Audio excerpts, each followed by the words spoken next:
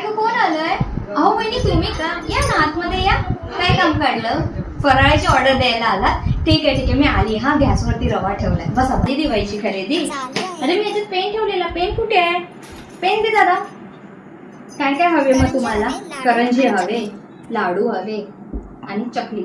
चकली माझ्याकडे 2 प्रकारची आहे बघा, एक भाजणीची आहे आणि एक मैद्याची आहे. भाजणीची खूप छान कुरकुरीत होते.